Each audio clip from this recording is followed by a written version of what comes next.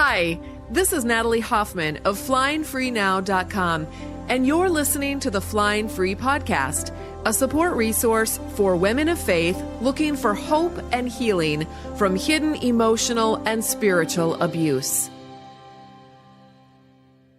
Welcome to episode 208 of the Flying Free Podcast. We are going to be talking about codependency today. But before we dig into our topic, I want to thank those of you who have left a rating and review for the Flying Free Podcast on your podcast app. Here's one of the more recent ones. She writes, I joined Flying Free shortly after I left my emotionally, verbally, and spiritually abusive husband of 24 years. The way Natalie explains things is the truth I needed to hear, and the resources she provides is the healing I needed to become a better person and mom. She teaches with truth, kindness, and humor. I joined other groups, but didn't connect the way I did with Flying Free. I am 3 years out and 1.5 years divorced and still get encouragement and education from this podcast. Rock on, Natalie. Continue to tell it like it is. Okay, I will. I love that enthusiasm. And I love hearing how this podcast is helping women grow into the next incredible version of themselves. You should know that sometimes when women come into the Flying Free Sisterhood program and introduce themselves in the forum, they tell us that they found us when their podcast app recommended the Flying Free podcast to them. And that only happens when people leave ratings and reviews. It helps the podcast app figure out what kind of people might be interested in whatever podcast you're reviewing. And it's basically the easiest, most pain-free way of spreading the word about this podcast. So I really appreciate your help with this. Now, if you want to learn more about the Flying Free Sisterhood program that she mentioned in her review, it's super affordable and life-changing. Just go to joinflyingfree.com. You can read about all the details and complete an application if you're interested in joining us. Our focus in February is going to be on boundaries. So if creating and holding healthy boundaries is a challenge for you, come on in and join us as we deep dive into all things boundaries. That page again is joinflyingfree.com. It's $29 for a month of classes, coaching, and personal interaction with me, other coaches, and hundreds of Christian women in our private forum. Okay, I want to talk about codependency today because I think there's a lot of confusion about what codependency is. And frankly, I hadn't done my homework on the subject and really had my own preconceived ideas based on random things people were saying on social media and cute little memes. And I just decided I needed to dig in and learn more about this subject. So what did I do? I read 5 of Melody Beattie's books. I think it's Beattie? I'm not sure. She's kind of the codependency guru. She wrote the classic work on the subject of over 35 years ago called Codependent No More. Now, since that time, she's gone on to write other books about codependency, including The New Codependency, which is kind of her updated thoughts about how the ideas of codependency have changed and morphed over the last 35 years in our culture. I also read her books Beyond Codependency, which we just finished studying in the Flying Higher program, The Codependent's Guide to the 12 Steps, and The Language of Letting Go. Now, I wanted to learn what I could about codependency because I think there's typically been a lot of shame and misunderstanding about what codependency is and how to treat it. And as I've read these books, I've seen my own story from my family of origin. And by the way, a lot of people think about, codependency and alcoholism going together or drug abuse or whatever. I don't come from a family with any kind of alcohol issues or drug issues, but codependency, 100%. So anyway, I've seen my own life as it's unfolded, and I look back and see patterns in my own life from my family of origin, my prior marriage, my own ways of coping with trauma and dealing with life and relationships were reflected in the pages of these books. So they've been extremely validating and also given me more words really to describe and define what I've struggled with my whole life, due to being taught a set of rules that actually train women to be codependent. And here's the fascinating thing that I discovered. Many of the codependent behaviors and beliefs are actually taught and encouraged and rewarded by the version of the Christian religion that is popular in our current time in history. Now, this version of Christianity actually teaches, promotes, and rewards codependent behavior, the kinds of codependent behavior that are defined in Melody's work. It's fascinating. So I decided I wanted to do an episode that highlights some of this and how we can talk about what to do with this information in our own lives. If you go to positivepsychology.com, their definition of codependency is people who feel extreme amounts of dependence on certain loved ones in their lives and who feel responsible for the feelings and actions of those loved ones. I 100% can relate to that. And then I would expand that to include our religious circles. So I would write it like this: people who feel extreme amounts of dependence on certain loved ones and communities in their lives, and who feel responsible for the feelings and actions of those loved ones and those communities. Now, here are some other codependent behaviors or beliefs that were listed on the Happier Human website.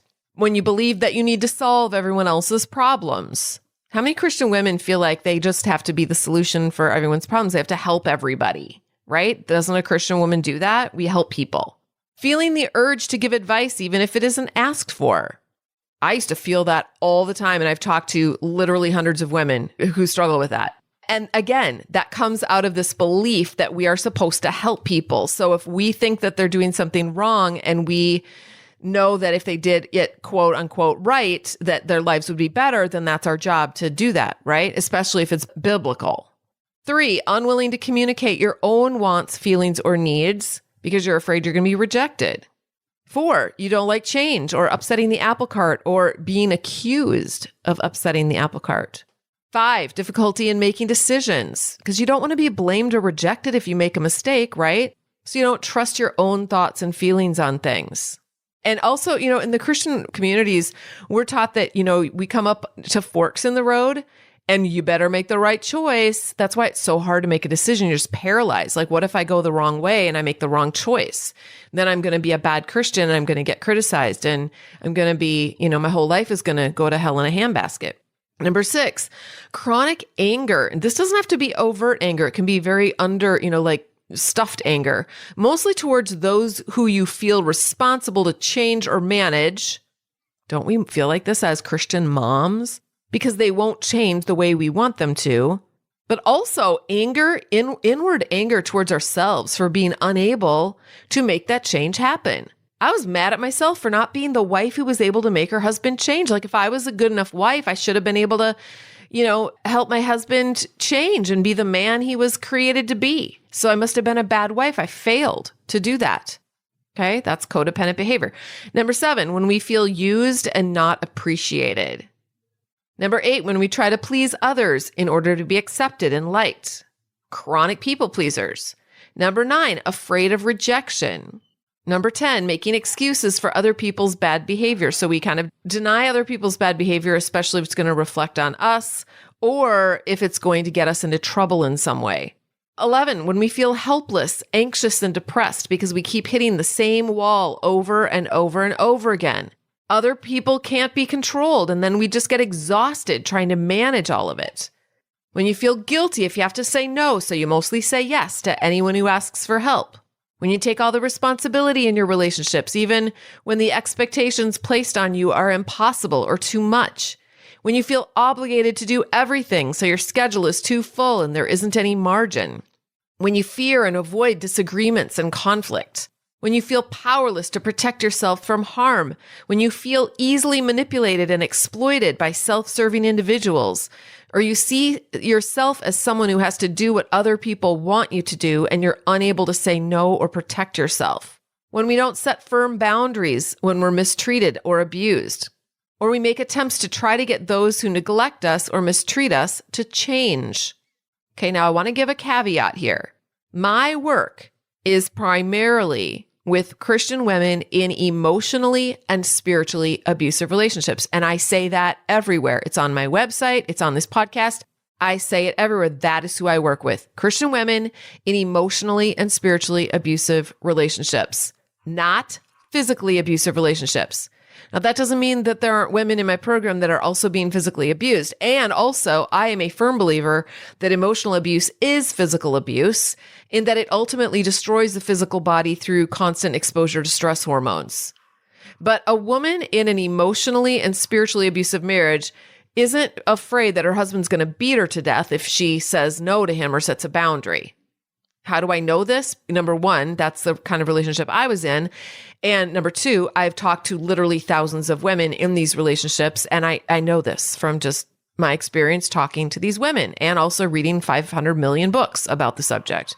So if you're listening and that's your situation, please be aware that I'm not saying that if you set healthy boundaries, you're going to be just fine. I don't know any legitimate advocates who would say that. It's ridiculous.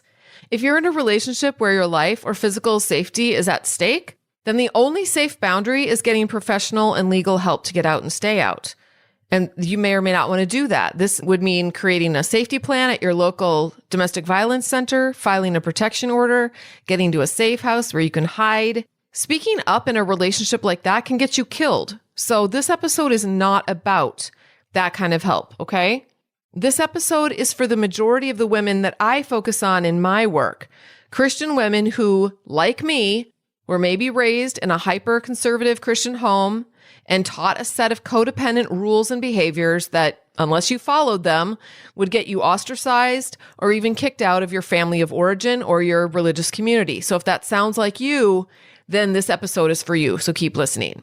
I also want to say that all of these codependent beliefs and behaviors, you know what, by the way, if you're getting hung up on the word codependent, then just call it something else. Call it vavoom baboom or whatever, because what it's called is not important.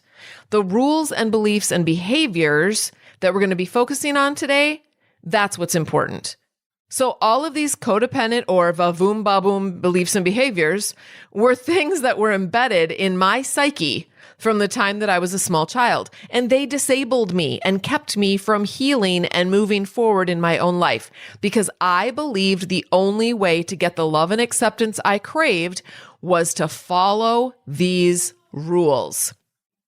Now, I'm going to read you a quote from one of Melody's books, and she's quoting a guy named Robert Subby.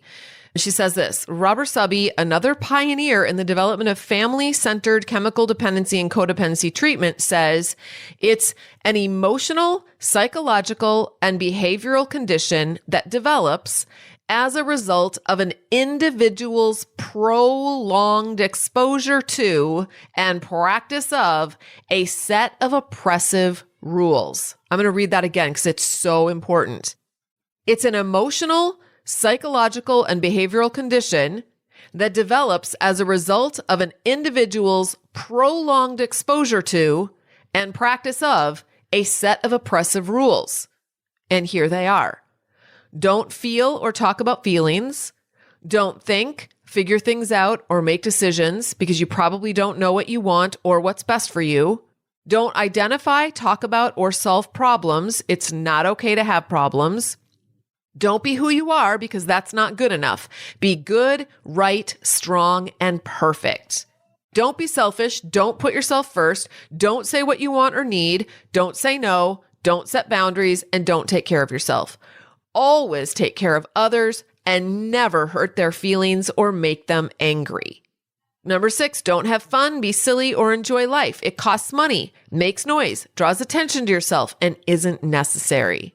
Number 7, don't trust yourself, God, the process of life, or certain people. Instead, put your faith in untrustworthy people and then act surprised when they let you down.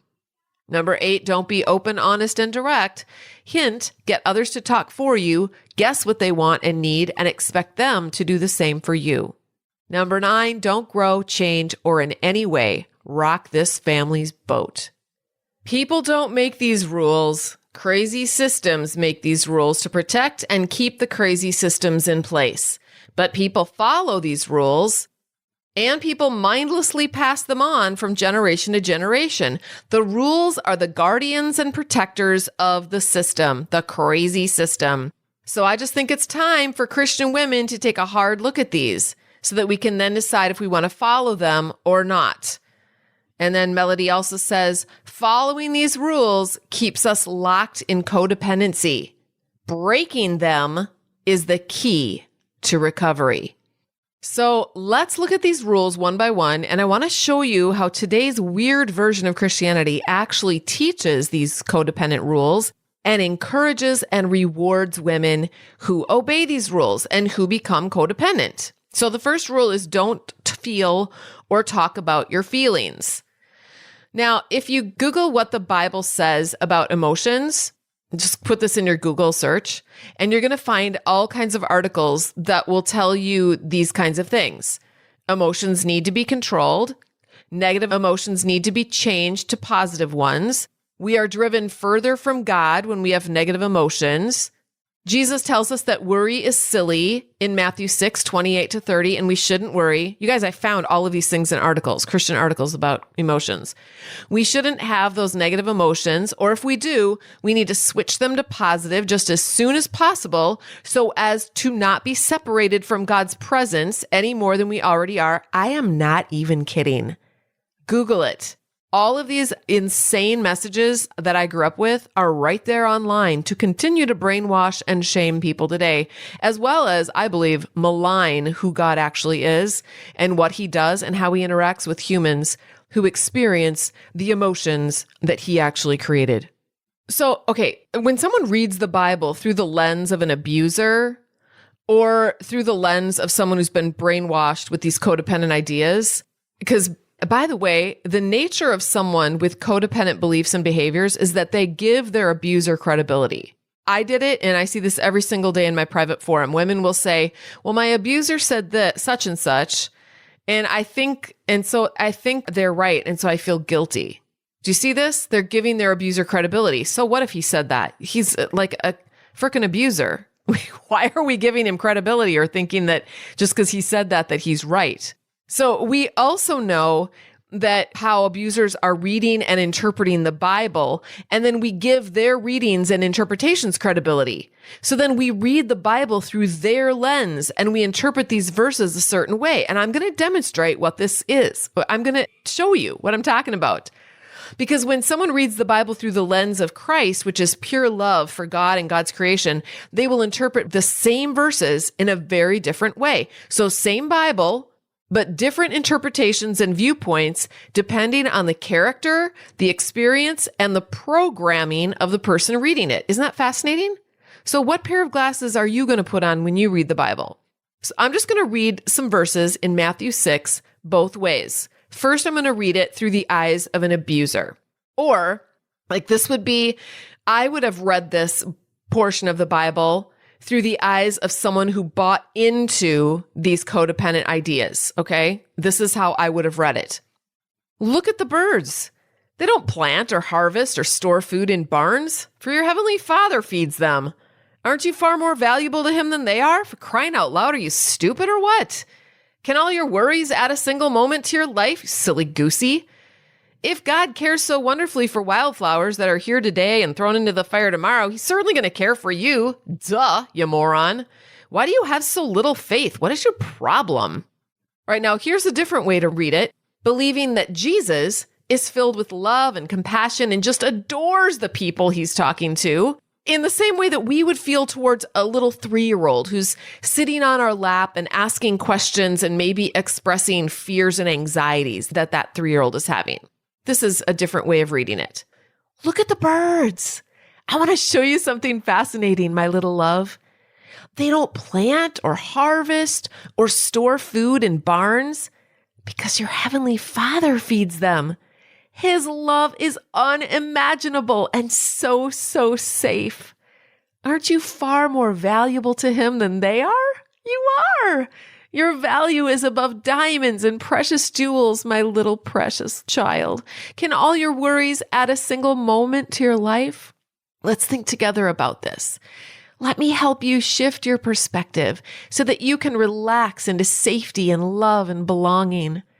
If God cares so wonderfully for these wildflowers that are here today and thrown into the fire tomorrow, he will certainly care for you. I promise. You are so loved and cared for. Why do you have so little faith? Let's figure out the little places inside your heart where you struggle to believe this and suffer in fear because of this. I am with you. Let's figure this out together. Do you see the difference in these two readings? One is being read through the eyes and perspective of a shame-filled, critical, judgmental part inside of us, programmed to exist by the shame-filled, critical, judgmental parts inside of others around us, including maybe our parents, siblings, pastors, authors, friends. All of this shame and judgment foments more shame and judgment. Don't worry. Don't be afraid. Don't be angry. These are all emotions. And so we zero in on all of these directives, not understanding the beautiful heart and love of the Creator behind them. And also, we overlook verses that talk about having hard emotions and how it's part of a normal human life. It's not something to be ashamed of and to hide from. In Ecclesiastes, it says to everything, there's a season, there's a time for every purpose under heaven. There's a time to weep. There's a time to laugh. There's a time to mourn. There's a time to dance. Romans 12, rejoice with those who rejoice and weep with those who weep. And there's tons of examples in the Bible of people who expressed emotions, all kinds of emotions. Elijah was depressed and wanted to die. Jeremiah was weeping all the time. Jesus was angry and overturned tables. Peter was a scaredy cat and ran away. David was constantly in despair. And God held space for all of it. And he had hard words in the book of Job for the guys who were sitting next to Job and being little Mr. Judgy Pants when he was struggling with grief and anger toward God. So this whole idea of being ashamed of our feelings and having to be stoic and hide our passionate grief and stuff our anger over injustice and keep it all inside, that is a symptom of codependency that is actually praised and admired in today's version of Christianity. But it is not the hallmark of Christ-likeness at all. Is this content resonating with you? I've written a book for women of faith in destructive relationships called Is It Me? Making Sense of Your Confusing Marriage, a Christian woman's guide to hidden emotional and spiritual abuse. You can read reviews and find out more about my book on Amazon.com. It comes in paperback, Kindle, and Audible formats. I've also created a companion workbook for Is It Me, also available on Amazon. This workbook is like 11 power-packed therapy sessions to help you process through the important material you'll be learning from my book. These books are recommended by counselors and therapists all over the United States. I've also got a website specifically focused on helping women of faith find hope and healing. It's called flyingfreenow.com. And I'd love to give you the first chapter of my book and the first chapter of the companion workbook for free when you hop on my mailing list at the top of my website. Those two resources are going to help you figure out if your relationship is normal or destructive. Now, let's get back to our episode. Okay, here's another rule. Codependent rule that we will find in Christianity. Don't think, figure things out, or make decisions because you probably don't know what you want or what's best for you. So Christian women especially are trained not to think. I was brought up in a family where thinking for myself and sharing my thoughts was frowned on because my mom already had all the right answers, and it was my job, if I was an obedient child and humble, to listen, learn, don't argue, and don't disagree. I thrived in college where thinking was encouraged and welcomed. But then again, after college, I went back to my roots and became a member of a church that taught what my mom taught. The leaders already had all the answers. Don't listen to any other teachers. Don't read books that disagree with what the leaders say is true. Don't argue. Don't disagree. Don't bring up issues you have with the outcomes of any of their theology. People who disagreed were labeled behind their backs and in small groups as unteachable and prideful. So if you didn't want to get that label or be talked about behind your back, if you wanted to be loved and accepted, you had to be a teachable, humble woman. And that meant keeping your mouth shut and just believing whatever anyone told you.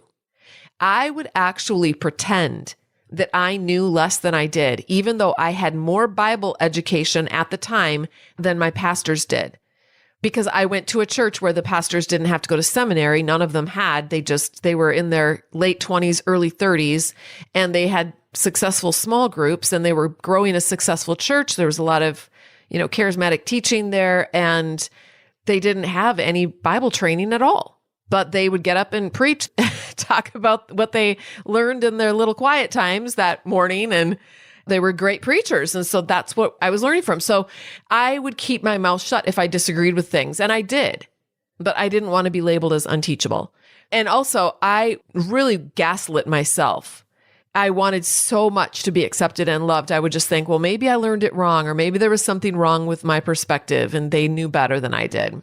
And also Christians teach women that their hearts are deceitful, so they ought to rely on their pastor or their husband or a women's ministry leader, even if they're abusive, to tell them what's right and wrong. And of course, there's always a right and a wrong, black and white. No exceptions, no nuance, no wisdom is required because we already have the hard-nosed rules and we've got all the answers.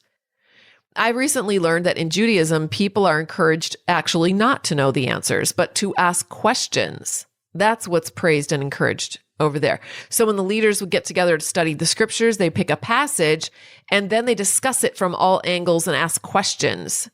They never walk away having decided on any answers because they have enough wisdom to understand that their perspectives are small and the wisdom of God is deep, and we can't ever get to the bottom of that wisdom. It's supposed to be a mystery, and it's our pleasure to seek it until we die. When one has all the answers, one does not have to think. Thinking is not required. All that's required is blindly obeying. And that is what abusive, controlling religions do to their people. Program them with the idea that they must not think, simply learn and obey. And this is also a symptom of codependency. All right, here's another rule. Don't be who you are. Be good, right, strong, and perfect. Have you been taught this? What happens if we aren't good, right, strong, and perfect? We get criticized. We displease God. We displease our parents. We displease our peers and teachers. Now, there's nothing wrong with the message to do your best, to be authentic and honest, to look out for others the way we look out for ourselves. But we are taught overtly and covertly that it goes beyond that, to pleasing the people around us. I used to run in the Bill Gothard circles, and in those circles, we were taught that there were only certain people who got to define what was good, right, strong, and perfect. And that was our authorities, whoever was in authority over us, which was the perfect setup for control and abuse. And this goes along with the next rule now, the next symptom of codependency also, which is don't be selfish. Don't put yourself first or say what you need or want. Don't say no. Don't set boundaries or take care of yourself. But always take care of others and never hurt their feelings or make them angry. That's not very nice. This message was drilled into us and used to get volunteers, used to get money, used to shame, blame, and guilt trip and control people into doing whatever someone else wanted them to do. And you know what? It went both ways, because when I believed this, I also believed that others should be doing this for me too. Because if I'm going to give, then I should expect other people to do the same, right? So when they don't do what we want them to do, then I used to think, well, they're selfish. Here's an example in my own life. I would go to a cabin with my crew of children. I had 9 kids, and I would basically hole up in the cabin all week watching my babies and toddlers so that my husband and older kids could enjoy themselves. I thought this was my unselfish duty, but honestly, I resented it. And I also would think that my husband was selfish not to notice or give me some time off. And he actually did offer a few times. But you know what I would do? I would say no, because I believed that it was selfish of me to take him up on his offer. Do you see what a pickle we get into when we manage other people's lives and emotions and we don't manage our own, but we expect them to return the favor? Now, in my healthy relationship, my husband and I each manage our own selves. If we need to ask a favor, we do that and we don't feel guilty about it. And neither one of us takes advantage of the other one, nor do we expect the other one to do for us what we can do for ourselves. There have been times, and this has gone both ways with Tom and I, when I will ask him if he will do something, and he's like, I really can't do that right now. And I'm like, okay, I guess I'll have to do that myself. And there are times when he's asked me to do something and I've said, nope, I can't do that right now. But I've seen this codependency symptom play itself out all the time in the churches I've been involved with, not only in partner relationships, but also in friendships. Okay, so here's another codependent rule that I see in churches. Don't be fun, be silly, or enjoy life because it costs money, makes noise, and draws attention to yourself. I remember walking through life looking at people doing fun things, dancing, listening to fun music, suntanning, going to concerts, singing on stage freely and without shame, trying new things, acting in the theater, having fun at parties. And I secretly judged them. I wanted so much. I mean, if I would have been honest back then, I would have said, yeah, I really want to do those fun things. But I had learned this in my Bill Gothard upbringing. Others may, I cannot. I was special. I was a good girl set apart for God. Those people were not going to do much with their lives except have fun and fritter their lives away. You know what? I walked around with my stomach in knots, feeling so mixed up inside. I hated that feeling of being a judgy pants, and I instinctively knew deep down inside that that was not from God. But there was so much cognitive dissonance between what the Holy Spirit was telling me internally and what I was being taught by all of my spiritual authorities. So I figured I must not be hearing the Holy Spirit correctly. I could not trust myself to know. I was also taught, another example of this is I was taught that looking in the mirror was vain and laughing loud, also vain, drawing attention to yourself. And if I did that, then I would be reprimanded and people would say things like, you're just trying to show off. Also, crying. If I cried or let anyone see I was crying in my family of origin, I was told that was a bid for attention. And sometimes I was told I was faking it or making a big deal out of nothing just to get attention. So I grew up then internalizing all of that and feeling a ton of shame over doing those kinds of things and just zero inner freedom to just be who I was. So do you see this? Codependent beliefs and behaviors also taught in my family of origin, which was religiously abusive, and in my church. Another one, don't trust yourself, God, the process of life, or certain people. Instead, put your faith in untrustworthy people and then act surprised when they let you down. So I was taught that the only people that I could trust were my authorities, whoever God put in authority over me. So when growing up, that was my parents. Then I got married. That was my husband. And then whatever church I went to, my pastors and the elders were my authorities and any books they recommended. And I was told not to listen to certain preachers or to read certain books. And then when all of these various authorities, one by one, over the course of time, betrayed me or threw me under the bus, I was surprised because they told me I could trust them.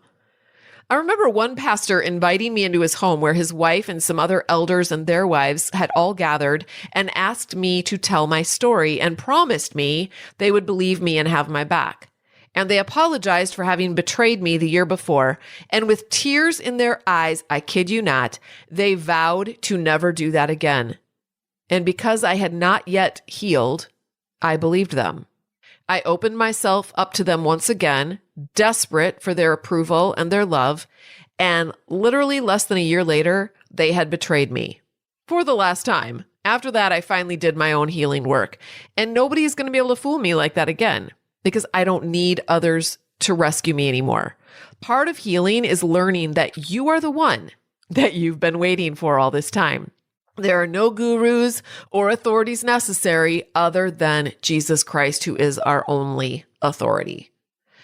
All right, another codependent belief is don't be open, honest, and direct. Instead, hint, get others to talk for you. Have you ever done that? Well, do you think you could let them know this?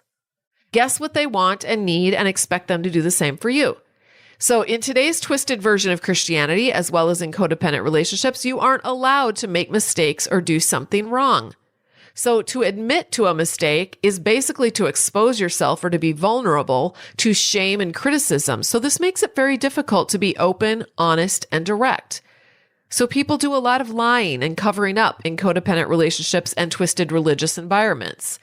There's a lot of hiding going on. Abusers hide their abuse, And victims will cover up the abuse that's been perpetrated on them because they are afraid of getting kicked out or blamed for it. You are required to play the game this way in order to avoid being criticized or rejected or kicked out. You can't be direct either because that's viewed as rude and mean. So in codependent relationships and abusive religious environments, we have a lot of trying to read the other person's mind. I mean, just on a little funny, I guess it's not that funny, just a practical example. Let's say that you want to ask someone if they want to go to a specific restaurant. They're supposed to say, whatever you want, if they're a good, unselfish person, right? And if they do say a specific restaurant and you don't like it, then they're being selfish. And if you say that you don't like that one, then you're being selfish. Wow. That's a lot of wacky. And as a result, people experience a ton of pent-up frustration and rage and confusion. I know in the churches I was in, there were sideways comments about people who didn't wear skirts, who didn't homeschool, or who had older kids who had tattoos or piercings. That was like taboo. Most of those outsiders would leave as soon as they had a chance. Not because anyone necessarily came up to them and said, "You're in sin wearing those pants." There were a couple of people that I knew who would do that, but mostly because those were the unspoken rules, right? There's just a coolness and exclusivity surrounding the ones who are, quote, doing it right and the ones who weren't. If you did actually see something that was truly problematic, like abuse or something, you weren't allowed to say anything about that either.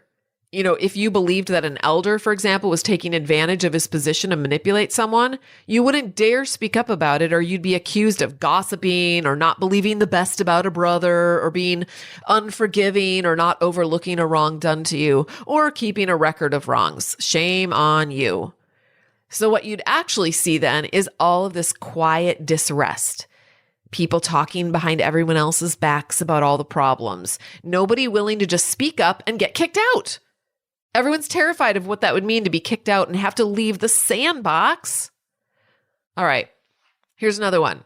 Don't grow, change, or in any way rock this family's boat. Status quo is the name of the game in twisted religious environments and codependent family relationships. The system is protected at all costs. If you speak out, you will get kicked out.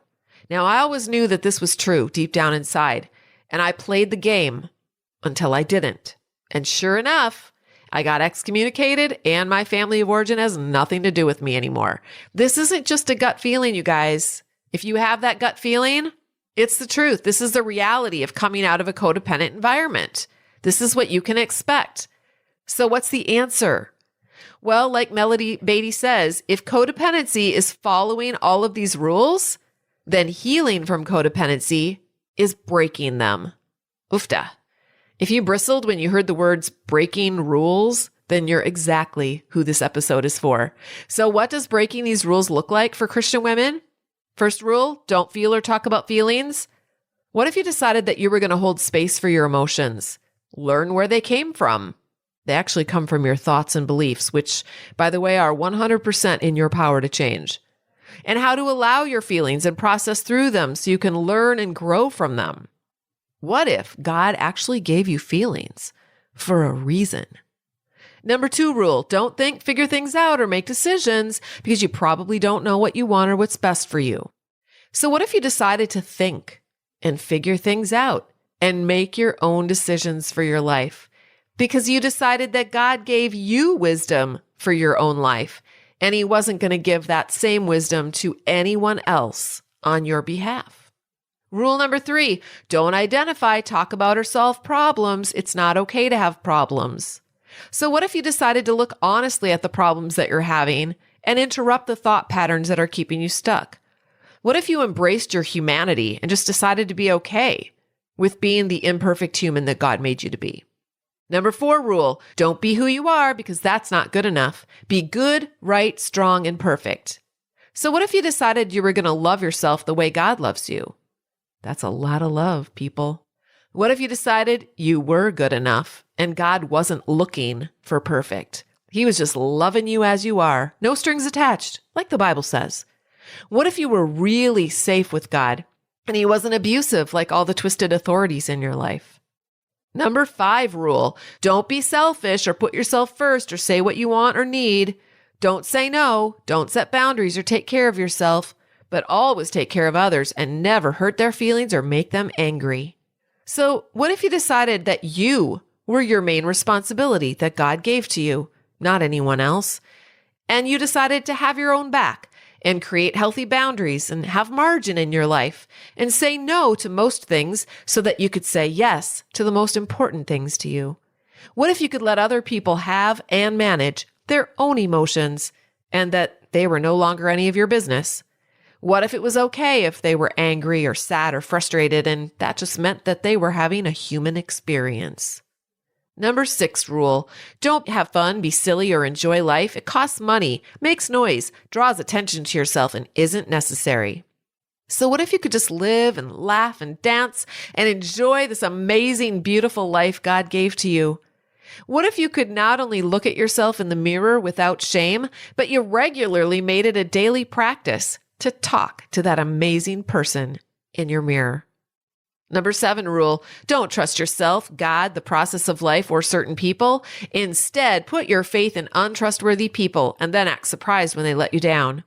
So what if you could let go and surrender your control of all the circumstances and people that are not in your control anyway, and trust that God was big enough and capable to manage all of it without you? What if you walked away from untrustworthy people and found communities with safe, healthy people who were capable of loving and holding space for everyone, not just the ones that fit their image of a perfect person? Number 8 rule, don't be open, honest, and direct. Instead, hint, get others to talk for you, guess what they want and need, and expect them to do the same for you. So what if you could be open, honest, and direct, and you didn't have to hint at anything? And if someone didn't like what you said, they didn't have to, and you'd still be okay.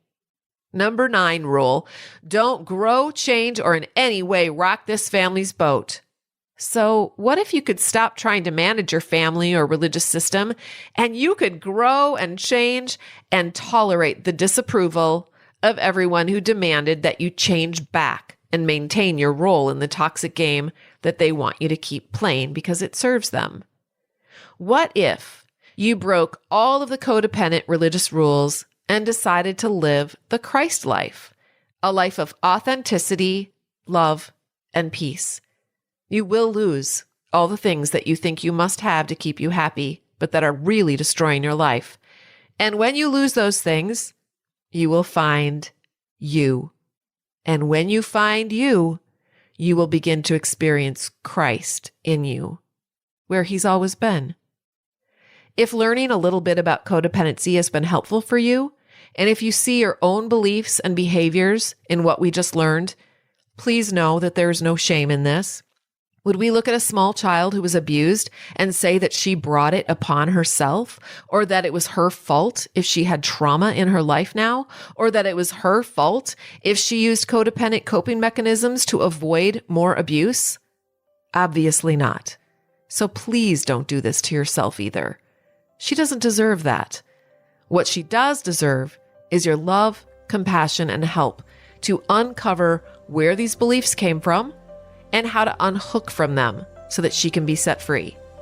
When we pretend we don't have these kinds of beliefs or behaviors, then we can't ever decide to change them. Hiding from reality never heals people or sets them free. Facing reality with compassion and love is what sets us free. And if you need help with this, join me inside the Flying Free Sisterhood program, where we deep dive into all of these things. I've helped hundreds of women shed their codependent beliefs and replace them with empowering, life-giving beliefs that have not only transformed their own personal lives, but the lives of people around them as well. And I would love to help you too. You can visit joinflyingfree.com for more information. And that's all I have for you today. Thank you so much for listening. And until next time, fly free.